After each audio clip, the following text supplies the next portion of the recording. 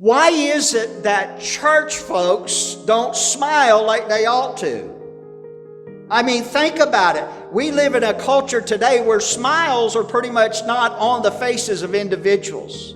They come into church not smiling, and often they leave church not smiling.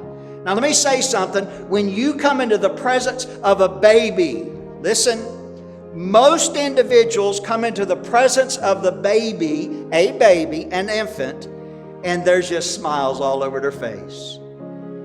I mean, it doesn't matter who they are.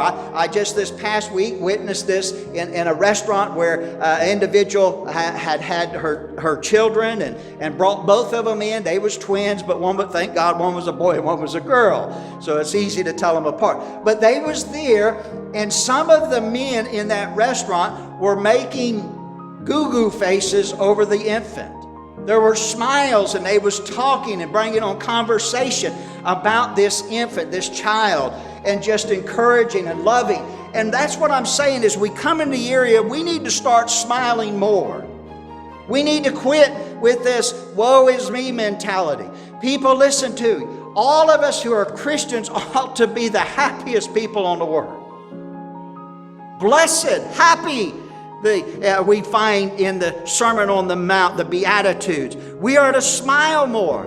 And that's a simple way that we can start serving others. When you come into the presence of somebody who's smiling, it gives you a sense of hope.